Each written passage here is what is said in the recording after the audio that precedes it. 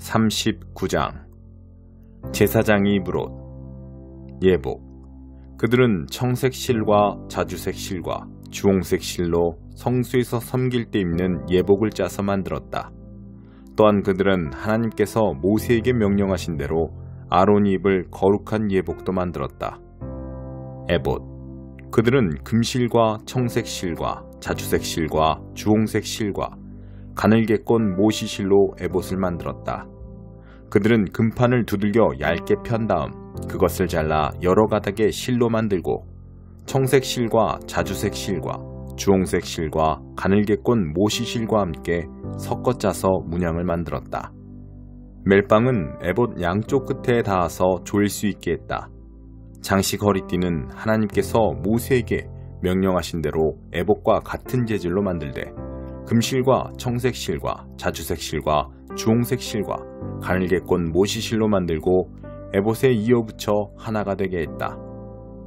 그들은 만호보석 2개를 세공한 금태에 물리고 이스라엘의 아들들 이름을 그 보석에 새긴 다음 그 보석들을 에봇의 양쪽 멜빵에 달아 이스라엘 자손을 기념하는 보석으로 삼았다. 이는 하나님께서 모세에게 명령하신 대로 행한 것이다. 가슴바지. 그들은 에봇을 만들 때와 마찬가지로 금실과 청색 실과 자주색 실과 주홍색 실과 가늘게 꼰 모시실로 가슴바지를 만들었다. 2겹으로 만들어진 가슴바지는 가로와 세로가 23cm인 정사각형 모양이었다. 거기에 값진 보석을 4줄로 박아 넣었다. 첫째 줄에는 홍옥수와 황옥과 치옥을, 둘째 줄에는 홍옥과 청보석과 수정을, 셋째 줄에는 청옥과 만호와 자수정을, 넷째 줄에는 녹주석과 얼룩만호와 벽옥을 박아 넣었다. 이 보석들을 세공한 금태에 물렸다. 12보석은 이스라엘의 아들들의 수대로 12이었다. 인장을 새기듯이 12이름을 새겼는데 각 사람의 이름은 12지파를 나타냈다. 그들은 순금을 새끼줄처럼 꼬아서 가슴바지를 매달 사슬을 만들었다. 그들은 금태 2개와 금고리 2개를 만들어서 그 2고리를 가슴바지의 양쪽 끝에 달고 금줄 2개의 끝을 가슴바지 끝에 달려있는 2개의 고리에 붙들어 맸다. 그런 다음 금줄을 2개의 태에 붙잡아 매고 그것들을 에봇 멜빵 앞에 달았다. 또 금고리 2개를 만들어서 가슴바지 양끝, 곧 에봇과 만나는 가슴바지 안쪽 가장자리에 달았다. 그런 다음 금고리 2개를 더 만들어서 에봇의 앞 양쪽 2 멜빵 아랫부분, 곧 장식 허리띠 위쪽 이음매 곁에 달았다.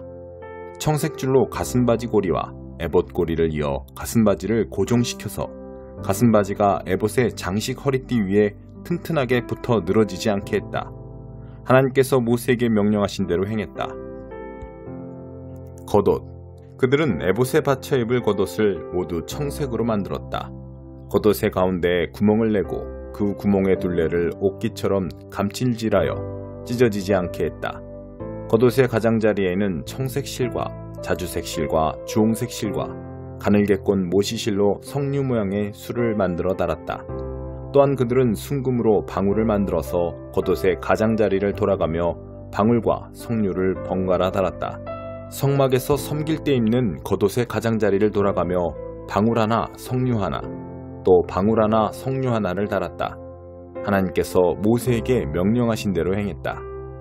그들은 또 아론과 그의 아들들을 위해 직조공이 만든 가는 모시실로 속옷을 만들고 가는 모시실로 두건을, 모시실로 관을, 가늘게 꼰 모시실로 속바지를 만들고 가늘게 꼰 모시실과 청색 실과 자주색 실과 주홍색 실로 술을 놓아 허리띠를 만들었다. 하나님께서 모세에게 명령하신 대로 행했다. 그들은 순금으로 패, 곧 거룩한 관을 만들고 인장을 새기듯이 그 위에 하나님께 거룩이라고 새겼다. 그것을 청색 끈에 매어 두건에 달았다. 하나님께서 모세에게 명령하신 대로 행했다. 성막을 완성하다. 이렇게 해서 성막, 곧 회막이 완성되었다. 이스라엘 백성은 하나님께서 모세에게 명령하신 모든 것을 하나도 빠뜨리지 않고 모두 행했다. 그들은 성막, 곧 회막과 거기에 딸린 모든 기구를 모세에게 가져왔다. 그 내역은 이러하다. 붙잡아 매는 갈고리, 널판, 가로다지, 기둥, 밑받침, 가공한 순양 가죽 덮개, 돌고래 가죽 덮개, 칸막이 휘장, 증거계와 거기에 딸린 채와 속재판, 상과 거기에 딸린 기구와 임재의 빵, 순금 등장대와 거기에 장착할 등잔들, 그리고 거기에 딸린 모든 기구와 등잔에 쓸 기름, 금제단, 거룩하게 구별하는 기름, 분향할 향, 성막 문에 치는 막, 청동제단과 거기에 딸린 청동석쇠와 제단의 채와 모든 부속기구들, 대야와 그 받침대, 성막들에 두르는 휘장과 휘장을 칠 기둥과 밑받침, 성막들 정문에 칠 막과 막을 칠 줄과 말뚝, 성막, 곧 회막에서 섬길 때 쓰는 기구들, 성소에서 섬길 때 입는 예복, 제사장 아론과 그의 아들들이 제사장으로 섬길 때 입는 거룩한 예복. 이스라엘 자손은 모든 일을 하나님께서 명령하신 대로 다 마쳤다. 모세는 그들이 모든 일을 마친 것과 하나님께서 명령하신 대로 행한 것을 보고 그들을 축복했다. 18장 겟셋만의 동산에서 잡히시다. 예수께서 이렇게 기도하시고 나서 제자들과 함께 기드론 시내 건너편으로 가셨다. 거기에 동산이 하나 있었다. 예수께서 제자들과 함께 그 안으로 들어가셨다. 그 동산은 예수와 제자들이 자주 다니던 곳이다. 그분을 배반할 유다도 그곳을 알고 있었다. 유다는 동산으로 가는 길을 안내했고 대제사장과 바리새인들이 보낸 로마 병사와 경비병들이 그 뒤를 따라갔다. 그들은 등불과 횃불과 칼을 들고 동산에 도착했다. 예수께서는 자신에게 닥칠 일을 다 아시고 앞으로 나아가 그들을 만나셨다. 예수께서 말씀하셨다. 너희가 누구를 찾느냐? 그들이 대답했다. 나사렛 사람 예수요. 예수께서 말씀하셨다. 내가 그다. 병사들이 크게 놀라 뒷걸음질했다. 배반자 유다가 눈에 띄었다. 예수께서 다시 물으셨다. 너희가 누구를 찾느냐? 그들이 대답했다. 나사렛 사람 예수요. 예수께서 말씀하셨다. 내가 그라고 너희에게 말했다. 내가 그 사람이다. 너희가 찾는 사람이 나라면 이 사람들은 가게 해주어라. 이것으로 아버지께서 내게 주신 사람들은 하나도 잃지 않았습니다. 라고 기도하신 말씀이 이루어졌다. 바로 그때 시몬 베드로가 차고 있던 칼을 뽑아 대제사장의 종을 쳐서 오른쪽 귀를 잘라버렸다. 그 종의 이름은 말고였다. 예수께서 베드로에게 명하셨다. 그 칼을 도로 꽂아라. 너는 아버지께서 내게 주신 이 잔을 내가 마시지 않으리라고 생각하느냐? 그때 대장의 명령을 받은 로마 병사들이 유대 경비병들과 합세하여 예수를 붙잡고 결박했다. 그들은 먼저 가야바의 장인 안나스에게 예수를 끌고 갔다. 가야바는 그 해의 대제사장이었다. 그는 한 사람이 백성을 위해 죽는 것이 낫다고 유대인들에게 충고했던 자다. 시몬 베드로와 또 다른 제자가 예수를 뒤따라갔다. 그 다른 제자는 대제사장과 아는 사이여서 예수를 따라 대제사장의 집 안뜰에 들어갈 수 있었다. 베드로는 밖에 머물러 있어야 했다. 곧 다른 제자가 나와서 문지기에게 말하고 베드로를 데리고 들어갔다. 문을 지키던 젊은 여자가 베드로에게 말했다. 당신도 저 사람의 제자 가운데 하나가 아닌가요? 베드로가 말했다. 나는 아니오. 날이 추워 종들과 경비병들이 불을 피워놓고 그 주위에 모여서 불을 쬐고 있었다. 베드로도 그들과 함께 서서 불을 쬐었다. 대제사장에게 신문 받으시다. 안나스가 예수의 제자들과 가르침에 대해 그분을 신문했다. 예수께서 대답하셨다. 나는 드러내놓고 말했다. 나는 언제나 유대인들이 모두 모이는 회당과 성전에서 가르쳤다. 나는 모든 것을 공개적으로 했다. 은밀히 말한 것은 하나도 없었다. 그런데 너희는 왜 나를 음모자 대하듯 하느냐? 내 말을 들은 사람들에게 물어보아라. 내가 무슨 말을 했는지 그들이 잘 안다. 나는 모든 것을 숨김없이 가르쳤다. 예수께서 이렇게 말씀하시자 그 자리에 서 있던 경비병 하나가 예수의 뺨을 때리며 말했다. 어떻게 내가 대제사장에게 그런 식으로 말하느냐? 예수께서 대답하셨다. 내가 잘못 말한 것이 있다면 증거를 대보아라. 그러나 내가 사실 그대로 말했다면 어찌하여 때리느냐. 그러자 안나스는 예수를 결박한 채로 대제사장 가야바에게 보냈다. 그동안 시몬 베드로는 뒤로 물러나 물가에서 불을 쬐고 있었다. 거기에 있던 다른 사람들이 그에게 말했다. 당신도 저 사람의 제자 가운데 하나가 아니오. 베드로가 부인했다. 나는 아니오. 대제사장의 종 가운데 한 사람으로 베드로에게 귀를 잘린 사람의 친척이 말했다. 당신이 동산에서 저 사람과 함께 있는 것을 내가 본 것 같은데? 베드로가 다시 한번 부인했다. 바로 그때 수탉이 울었다. 빌라도 앞에 서시다. 사람들이 예수를 가야바에게서 로마 총독의 관저로 끌고 갔다. 때는 이른 아침이었다. 그들은 유월절 음식을 먹을 자격을 잃고 싶지 않아서 총독 관저로는 들어가지 않았다. 그래서 빌라도가 그들에게 나와서 말했다. 무슨 죄로 이 사람을 고발하는 것이오? 그들이 말했다. 이 사람이 악행을 저지르지 않았다면 우리가 여기까지 와서 총독님을 귀찮게 하겠습니까? 빌라도가 말했다. 그를 데려가서 여러분의 법대로 재판하시오. 유대인들이 말했다. 우리는 사람을 죽일 권한이 없습니다. 이것으로 예수께서 어떻게 죽으실 것인지 가리켜 하신 말씀이 입증되었다. 빌라도가 다시 관저로 들어가 예수를 불러냈다. 내가 유대인의 왕이냐? 예수께서 대답하셨다. 그 말은 너 스스로 한 말이냐? 아니면 다른 사람들이 나에 대해서 내게 한 말이냐? 빌라도가 말했다. 내가 유대인처럼 보이느냐? 내 동족과 대제사장들이 너를 나한테 넘겼다. 내가 무슨 일을 했느냐? 예수께서 말씀하셨다. 내 나라는 눈에 보이는 것들로 이루어지지 않는다. 만일 그랬다면 나를 따르는 사람들이 싸워서 내가 유대인들의 손에 넘어가지 않게 했을 것이다. 그러나 나는 그런 왕이 아니다.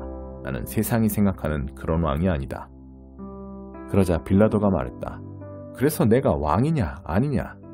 예수께서 대답하셨다. 내가 사실을 말했다. 나는 왕이다. 나는 진리를 증언하려고 이 세상에 왔다. 누구든지 진리의 마음이 있는 사람, 조금이라도 진리에 관심을 갖는 사람은 내 음성을 알아듣는다. 빌라도가 말했다. 진리가 무엇이냐? 빌라도가 이 말을 한 다음 다시 유대인들에게 나가서 말했다. 나는 이 사람에게서 아무 잘못도 찾지 못하겠소. 유월절에는 내가 죄수 한 명을 사면해주는 관례가 있소. 내가 유대인의 왕이라는 이자를 놓아주면 어떻겠소? 그들이 다시 외쳤다. 이자가 아니라 바라바를 놓아주시오. 바라바는 로마 체제에 저항한 유대인이었다. 15장 하나님은 단 하나도 놓치지 않으신다. 부드러운 대답은 화를 가라앉히지만 가시돋친 혀는 분노의 불을 지핀다. 지혜로운 이에게는 지식이 샘물처럼 흘러나오지만 어리석은 자는 당차는 소리가 줄줄 새는 수도꼭지와 같다. 하나님은 단 하나도 놓치시는 법이 없어 선인과 악인을 똑같이 살피신다. 친절한 말은 상처를 낫게 하고 회복을 돕지만 잔인한 말은 마음을 난도질하고 상하게 한다. 도덕의 무지한 자는 어른의 말을 듣지 않지만 건전한 판단력을 갖춘 사람은 책망을 기꺼이 받아들인다. 하나님께 충성하는 삶은 번성하지만 헛되이 보내는 인생은 이내 파산한다. 통찰력 있는 말은 지식을 전파하지만 어리석은 자는 속빈 깡통이다. 하나님은 허울뿐인 종교행위를 참지 못하시지만 진실한 기도는 기뻐하신다. 하나님은 인생을 헛되이 보내는 자를 싫어하시고 결승선을 향해 힘껏 달려가는 이들을 사랑하신다. 하나님의 길을 떠나는 자들은 공경에 처하고 하나님의 법규를 싫어하는 자들은 막다른 길에 이른다. 지옥도 속속들이 살피시는 하나님께서 사람의 마음을 읽지 못하시겠느냐? 똑똑한 치하는 사람은 남의 말 듣기를 싫어하고 지혜로운 사람들과 어울리지 않는다. 마음이 즐거우면 미소가 피어나지만 마음이 슬프면 하루를 버티기도 힘들다. 현명한 사람은 늘 더 많은 진리를 이해하고 싶어 하지만 미련한 사람은 일시적인 유행과 욕망에 만족한다. 마음이 괴로우면 삶이 괴롭지만 마음이 즐거우면 하루 종일 노래가 떠나지 않는다. 하나님을 경외하며 소박하게 사는 것이 골칫거리 가득한 부자로 사는 것보다 낫다. 사랑하며 빵 조각을 나눠 먹는 것이 미워하며 최상급 소갈비를 뜯는 것보다 낫다. 불같은 성민은 싸움을 일으키지만 차분하고 침착한 성품은 싸움을 막아준다.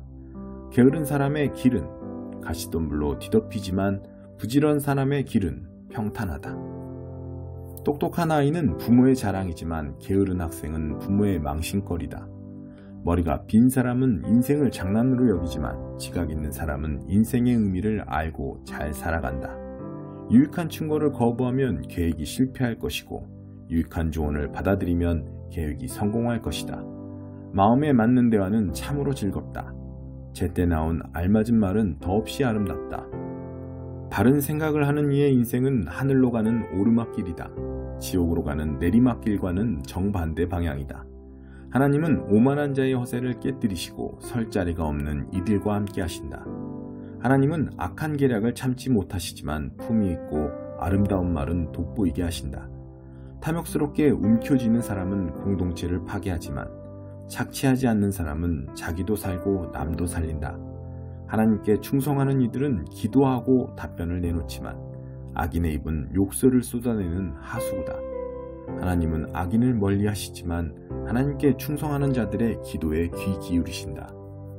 마음이 즐거우면 눈이 반짝이고 좋은 소식을 들으면 몸에 힘이 넘친다. 잘 살고 싶으면 유익한 훈계를 귀담아 들어라.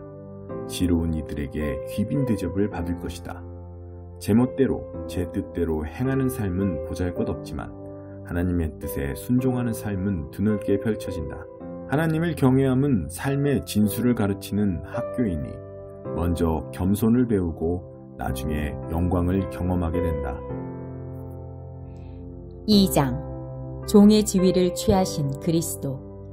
그러므로 여러분이 그리스도를 따름으로 무엇을 얻었거나 그분의 사랑으로 여러분의 삶에 얼마간의 변화가 일어났거나 성령의 공동체 안에 있는 것이 여러분에게 어떤 의미가 있거나 여러분에게 따뜻한 마음이나 배려하는 마음이 있거든 내 부탁을 들어주시기 바랍니다. 서로 뜻을 같이 하고 서로 사랑하고 서로 속 깊은 벗이 되십시오. 자신의 방식을 앞세우지 말고 그럴듯한 말로 자신의 방식을 내세우지 마십시오. 자기를 제쳐두고 다른 사람이 잘 되도록 도우십시오. 자기 이익을 꾀하는 일에 사로잡히지 마십시오. 자신을 잊을 정도로 도움의 손길을 내미십시오. 그리스도 예수께서 자기 자신을 생각하셨던 방식으로 여러분도 자기 자신을 생각하십시오. 그분은 하나님과 동등한 지위셨으나 스스로를 높이지 않으셨고 그 지위의 이익을 고집하지도 않으셨습니다. 조금도 고집하지 않으셨습니다.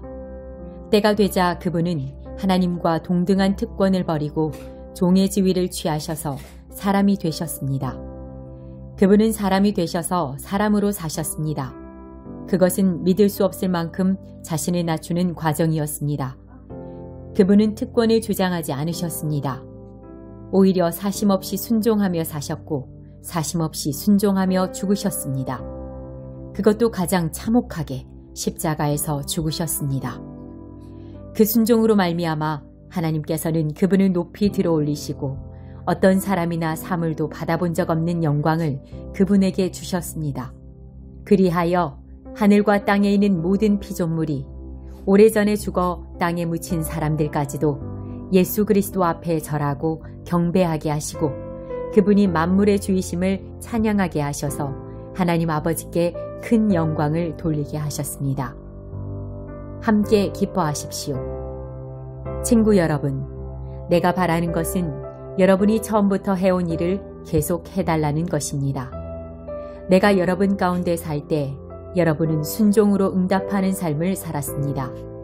지금은 내가 여러분과 떨어져 있지만 계속해서 그렇게 사십시오. 아니, 한층 더 애쓰십시오. 구원받은 자의 삶을 힘차게 살고 하나님 앞에서 경건하고 민감하게 반응하십시오.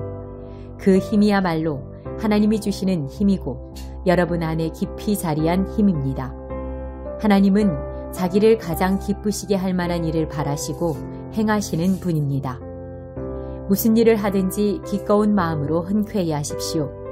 말다툼하거나 따지지 마십시오. 흠없이 세상 속으로 들어가 이 더럽고 타락한 사회에 맑은 공기를 불어넣으십시오. 사람들에게 선한 생활과 살아계신 하나님을 볼 수 있게 하십시오.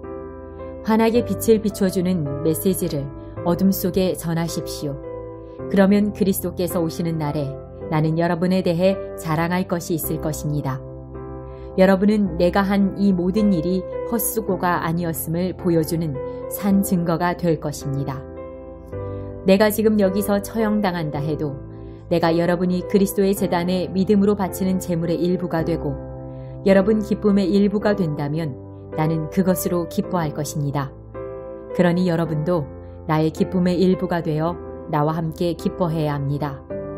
무슨 일을 하든지 내게 미안한 마음을 품지 마십시오. 나는 예수의 계획을 따라 조만간 디모데를 여러분에게 보내어 할 수 있는 한 여러분의 소식을 모아서 돌아오게 하려고 합니다. 그러면 내 마음은 실로 큰 기쁨을 얻을 것입니다.